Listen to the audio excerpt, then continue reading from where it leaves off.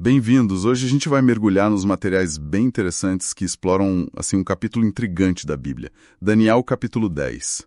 A fonte que a gente analisou descreve esse capítulo como um vislumbre do lado sombrio, sabe? Uma janela bem rara para esse mundo invisível da guerra espiritual. Nossa ideia aqui é tentar entender melhor o que essa fonte diz sobre essa passagem. Ver as narrativas, as interpretações sobre esses conflitos espirituais, os anjos, o que isso pode indicar, né? Exatamente. O material que a gente viu tenta colocar Daniel 10 no contexto todo, sabe? Analisa aquele encontro do Daniel com um mensageiro celestial e o ponto principal, né? A luta que esse mensageiro diz que aconteceu por trás das cenas, no mundo espiritual. E também vamos ver como a fonte liga isso com outros textos, tipo uma história lá em 2 Reis e a parte da armadura de Deus em Efésios. Certo, para situar todo mundo, vamos lembrar rapidinho como é o livro de Daniel. São 12 capítulos, né? E a fonte divide em 2 partes, mais ou menos. Os primeiros 6 são mais de histórias, aquelas conhecidas, o sonho do Nabucodonosor, os amigos na fornalha, a queda da Babilônia, Daniel e os leões, essas coisas. Isso. Aí dos capítulos 7 a 12, o foco muda mais para visões, profecias sobre o futuro. E um ponto que a fonte acha importante e que ajuda a interpretar é que esses capítulos não estão numa ordem cronológica certinha, sabe? Por exemplo, as visões do 7 e do 8 aconteceram, na verdade, antes do capítulo 5, da queda da Babilônia. E o capítulo 10, que é o nosso foco, ele funciona meio como um aquecimento, uma preparação para as visões finais dos capítulos 11 e 12. E tem aquela coisa da língua, né? A fonte menciona isso.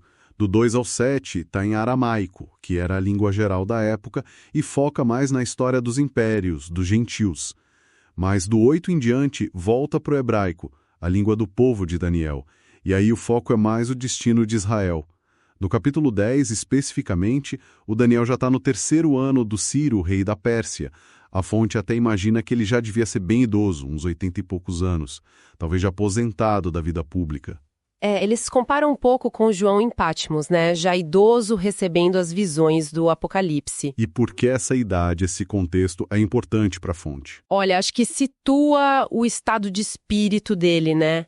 Ele não é mais aquele jovem administrador, o intérprete de sonhos da corte. É um senhor, alguém que viu impérios irem e virem, e agora, sob os persas, ele está muito preocupado com o futuro do povo dele. Ele está buscando Deus não por causa de uma crise ali na hora, mas num tempo de aparente calma política. Só que para ele era um tempo de busca espiritual intensa, talvez até de angústia pelo que viria. E essa busca profunda parece que é o que dispara tudo no capítulo 10. Faz sentido.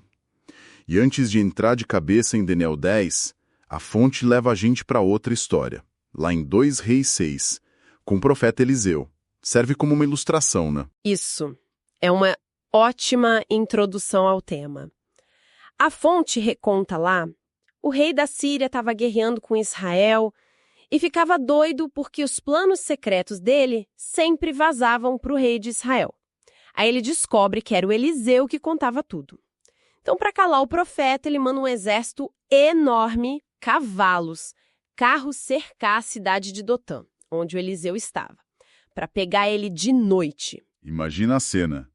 O servo do Eliseu acorda, olha a janela e... pânico total. A cidade cercada. Ele corre para o Eliseu. E agora, meu senhor, o que a gente faz? Mas o Eliseu, numa calma impressionante, solta aquela frase que a fonte destaca. Não tenha medo. Quem está com a gente é mais numeroso do que quem está com eles. Fácil falar, né? Pois é. Mas ele não fica só na palavra. Ele ora a Deus e pede especificamente, Senhor, abre os olhos dele para ele ver. E aí, segundo a Bíblia e a análise da fonte, Deus atende. O servo olha de novo para as colinas e, uau, agora ele vê. As montanhas lotadas de cavalos e carros de fogo, um exército do céu protegendo Eliseu. É uma imagem muito forte mesmo, e a fonte usa isso de um jeito bem esperto para introduzir a ideia-chave para Daniel 10, que existe uma realidade espiritual junto com a nossa, mas que a gente normalmente não vê. Tipo uma guerra, uma atividade rolando nesse outro plano que pode afetar o que acontece aqui. A analogia que o material usa é a do processador de texto. A gente só vê o texto formatado na tela. Exatamente. Mas tem aquela função, né, de revelar códigos ou mostrar formatação.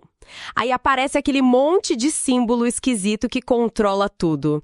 Negrito, itálico, parágrafo, eles estão sempre lá, por baixo do texto visível, mas escondidos. A fonte sugere que o servo de Eliseu, por um instante, teve essa tecla revelar códigos espirituais ativada. Viu a estrutura invisível da proteção de Deus. Essa ideia de uma camada oculta, mas ativa, é fundamental para como a fonte interpreta Daniel 10. Perfeito. Com essa ideia na cabeça, então, voltamos para Daniel 10. A fonte descreve o Daniel num período de luto, de jejum, que ele mesmo se impôs. E não foi pouco tempo, né? 3 semanas inteiras, 21 dias. Isso. E o material detalha que não era jejum total sem comer nada, era mais uma abstinência. Ele evitou o manjar desejável, que a fonte interpreta como comida boa, iguarias, carne, vinho, e também não usou óleos perfumados, que era um costume da época. Era um sinal de humilhação profunda, né? Uma busca intensa por respostas de Deus. Exato. E aí, no 24º dia do primeiro mês, logo depois de terminar os 21 dias de jejum, ele está lá, perto do rio Tigre, o Idéquel em hebraico, e ele tem a visão. Levanta os olhos e vê uma figura celestial, assim, impressionante. Um ser parecido com um homem, vestido de linho puro, cinto de ouro finíssimo de ufaz. O corpo brilhava como berilo, rosto tipo um relâmpago, olhos como tochas de fogo, braços e pés como bronze polido. E a voz, avassaladora, como o barulho de muita gente falando. Nossa, a descrição é tão impactante que a fonte até comenta que rola um debate entre os estudiosos sobre quem seria esse ser, né? Sim, é natural. Alguns pensam em Gabriel, que já tinha falado com Daniel antes, mas a fonte acha que Daniel o reconheceria. Outra ideia é que seria o próprio Cristo, antes de nascer como Jesus, por causa da descrição ser parecida com a do Apocalipse. Mas o material que a gente está vendo argumenta contra isso, por um detalhe que vem depois, né? Isso, o ponto-chave que a fonte usa para dizer que não é Cristo é que esse mensageiro vai falar, logo em seguida, que precisou da ajuda do arcanjo Miguel para vencer uma batalha. E a fonte acha que, teologicamente falando, não faria sentido Cristo, que é Deus, precisar de ajuda de um anjo criado. Entendi. Então, a conclusão que a fonte apresenta é, provavelmente é um anjo muito importante, de alta hierarquia, super poderoso, mas ainda assim um ser criado. Não seria Gabriel nem Cristo. A identidade exata não é o foco, mas sim a autoridade dele e a mensagem que ele traz. Toda a força, ficou pálido, a fonte até fala que o termo hebraico pode sugerir uma sensação de decomposição, de se sentir nada diante daquela santidade. Ele desmaia, cai com o rosto no chão, num sono profundo, tipo um transe. E o curioso, os homens que estavam com ele não viram nada, mas sentiram um pavor tão grande que fugiram. Deixaram Daniel sozinho. É, quase como se a voltagem espiritual fosse alta demais para eles aguentarem. Exato. E nesse estado de prostração total, Daniel sente uma mão tocando nele, ajudando a levantar. Ele fica de joelhos e mãos, ainda tremendo muito. Aí o ser celestial fala com ele e o chama de homem muito amado. É um jeito muito especial que Daniel é chamado no livro e indica um favor de Deus, né? O anjo manda ele ficar de pé, prestar atenção porque ele veio trazer uma mensagem. Mas mesmo assim, Daniel conta que ficou em pé, mas continuava tremendo todo. A intensidade do encontro é quase física no texto. E aí vem talvez o ponto mais forte da análise da fonte sobre o capítulo 10. O ser começa dizendo algo essencial. Não temas, Daniel, porque desde o primeiro dia em que você decidiu buscar entendimento e se humilhar diante de Deus, suas palavras foram ouvidas e eu vim por causa delas. Ou seja, a resposta para a oração do Daniel foi liberada lá no céu, na hora, no primeiro dia do jejum dele. Isso. Mas aí vem a explicação para a demora de 21 dias para a resposta chegar até Daniel. É o centro da interpretação da fonte sobre a guerra espiritual. O mensageiro diz: mas o príncipe do reino da Pérsia me resistiu durante 21 dias. E a fonte é bem clara aqui. Esse príncipe do reino da Pérsia não é um rei humano, tipo Ciro ou algum general. A leitura da fonte é que se trata de uma entidade espiritual maligna, poderosa, um agente de Satanás ligado especificamente ao Império Persa. E que estava ativamente bloqueando o anjo. Como assim? Impedindo o caminho do mensageiro. Uma batalha espiritual mesmo. Essa ideia de uma batalha quase física entre seres espirituais. A fonte explica como era essa resistência? Era tipo uma luta mesmo ou mais uma oposição de poder? Olha, a fonte não entra nos detalhes de como foi a batalha, porque o texto bíblico também não detalha, né? O foco do material é na existência desse conflito e no impacto dele. A interpretação é que rolou um confronto direto de poder espiritual que impediu o anjo de avançar por exatos 21 dias, que é o mesmo tempo do jejum de Daniel, né? Exato. Essa conexão é forte. E essa barreira só foi quebrada, segundo o anjo, quando Miguel, um dos príncipes supremos, veio lhe ajudar. A fonte identifica Miguel como um arcanjo. O material até menciona Miguel, Gabriel e Lúcifer, o caído, como arcanjos, mas essa classificação pode variar e descreve Miguel como um guerreiro celestial com a missão específica de lutar por Israel. Com a chegada do Miguel, o caminho foi liberado. O mensageiro ainda fala que precisou ficar ali com os reis da Pérsia, que a fonte interpreta como talvez ter que manter uma posição estratégica ali naquela esfera de influência, mesmo depois da ajuda do Miguel. Entendi. E depois de explicar esse atraso todo, o mensageiro finalmente conta por que veio, para fazer Daniel entender o que ia acontecer com o povo dele, Israel, nos últimos dias. Mesmo que a visão detalhada que vem depois, nos capítulos 11 e 12, fale de coisas que ainda iam demorar muitos dias para acontecer. Ele ainda adianta mais sobre essa guerra. Depois de entregar a mensagem, ele teria que voltar para lutar contra o príncipe da Pérsia. E já prevê que, depois da Pérsia, viria o príncipe da Grécia, outra entidade espiritual ligada ao próximo império. E termina reforçando o papel do Miguel, dizendo que ninguém mais o ajuda nessas lutas a não ser Miguel, o príncipe de vocês, falando de Israel. E é aí que a fonte amarra um dos seus pontos principais. Essa ideia de que existe uma ligação direta entre os grandes impérios e eventos aqui na Terra e entidades espirituais específicas que lutam por eles ou os influenciam lá no mundo espiritual. Quase um mapa espiritual da geopolítica, né? Essa história toda abre espaço para a fonte falar um pouco mais sobre esses seres. Dos anjos bons, o material diz que são seres criados, né? Sim, a fonte cita Colossenses 1, que diz que Cristo criou tudo, inclusive eles, antes do mundo. São poderosos, têm corpos espirituais que podem aparecer fisicamente. A fonte lembra dos anjos comendo com Abraão e Paulo falando de corpos celestiais. E eles não sabem tudo, né? Têm desejo de aprender. A fonte cita 1 Pedro sobre isso. E parecem ter tarefas. Gabriel, mensageiro, Miguel, guerreiro. E os anjos da guarda também são mencionados. Sábio, talvez ligado à música no céu. A queda dele, segundo a fonte, foi por orgulho. Ele se achou por causa da própria beleza e poder. Isaías 14 teria os detalhes da ambição dele, com aqueles 5 eu subirei, querendo ser igual a Deus.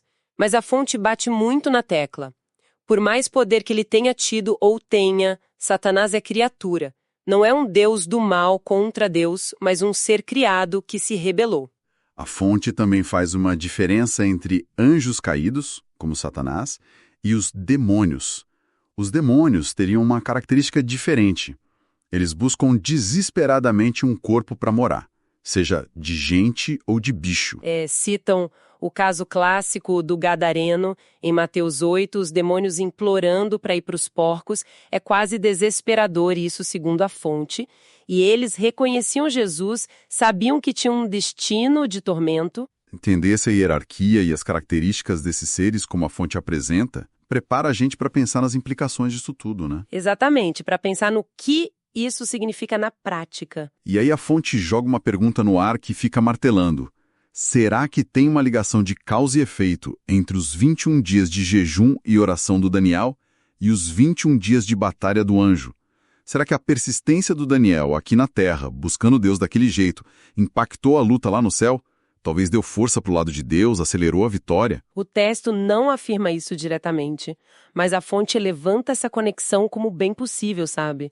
O que faz a gente pensar sobre o poder e a seriedade da nossa própria oração, do nosso jejum hoje. E partindo dessa ideia dos príncipes espirituais das nações antigas, Pérsia, Grécia, a fonte se arrisca a especular. Se era assim antes, por que não seria hoje? O material levanta a chance de existirem entidades espirituais parecidas ligadas a países poderosos ou organizações importantes hoje em dia. Mencionam EUA, talvez ONU, União Europeia. A lógica da fonte é: se o padrão existia com Pérsia e Grécia, faria sentido, dentro dessa visão de mundo, que continuasse. A implicação é pesada, né? Que os eventos mundiais que a gente vê podem ter uma camada invisível de conflito espiritual influenciando política, cultura, sociedade. Então, se essa é a realidade que a fonte descreve um mundo com batalhas espirituais rolando e influenciando a gente como a gente vive, é aí que o material leva a gente para Efésios 6. Apresenta como um manual prático para sobreviver e lutar espiritualmente. O comando principal é: se fortaleçam no Senhor e na força do seu poder. E a instrução direta: revistam-se de toda a armadura de Deus. A fonte enfatiza esse toda. Não dá para escolher só as peças que a gente acha mais legais. E a fonte vai detalhando cada peça, com o simbolismo que o material atribui a elas. O cinto da verdade. Viver com integridade, baseado na verdade de Deus. A couraça da justiça, a justiça que a gente recebe de Cristo pela fé e também viver de forma correta. Os calçados da preparação do Evangelho da Paz, estar pronto para levar a mensagem de paz de Cristo e viver essa paz. O escudo da fé, confiar ativamente em Deus para apagar os ataques do inimigo. A fonte fala dos dardos inflamados, que podem ser dúvidas, medos, tentações.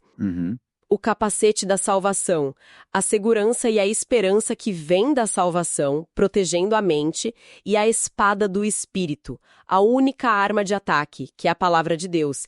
E aqui a fonte alerta: não basta ter a espada, a Bíblia, tem que treinar, saber usar direito na defesa e no ataque espiritual. E a fonte destaca um ponto crucial, que às vezes a gente pula por estar no versículo seguinte, o 18, mas que o material considera a sétima peça, talvez a que liga tudo: a oração.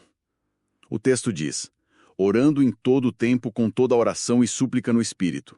A fonte chama a oração de artilharia pesada, o jeito de acessar o poder de Deus e fazer a armadura funcionar. E a ligação com Daniel 10 fica clara quando a gente lê Efésios 6,12, que a fonte cita para justificar a armadura toda.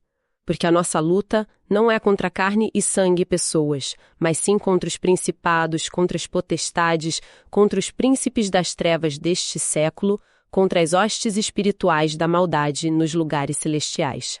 A fonte vê aí uma confirmação clara, no Novo Testamento, daquela hierarquia de poderes do mal que o anjo descreveu para Daniel. Reforça que essa batalha é real e contínua para quem segue a Cristo. Então, para a gente fechar, a visão que a fonte traz de Daniel 10 é tipo uma janela especial para a gente ver um conflito cósmico invisível, mas com efeitos bem reais aqui. Um cenário onde forças espirituais ligadas ao poder aqui na Terra estão sempre batalhando e anjos bons agem ajudando, protegendo e lutando por quem busca Deus. Exatamente! O material faz essa conexão forte entre a devoção do Daniel, a oração e jejum persistentes dele e como essa batalha espiritual se desenrolou. Sugere que o que a gente faz aqui pode ecoar nesse plano invisível. E diante dessa realidade toda, a fonte apresenta a armadura de Deus lá de Efésios 6, não como uma figura de linguagem bonita, mas como equipamento espiritual prático e necessário que Deus dá pra gente ficar firme e agir nesse cenário de conflito. O que deixa a gente com uma última provocação, que a própria fonte sugere. Se a gente levar a sério essa visão de mundo com batalhas espirituais invisíveis influenciando a nossa realidade e a gente precisando estar espiritualmente equipado, o que isso muda na prática? O que significa estar mesmo preparado ou forte para encarar os desafios, as pressões, as tentações, as oportunidades do dia a dia? Como a gente olha para as nossas lutas internas, para as nossas decisões, para os nossos relacionamentos, sabendo que pode ter mais coisa em jogo do que parece? Fica aí para a gente pensar, né?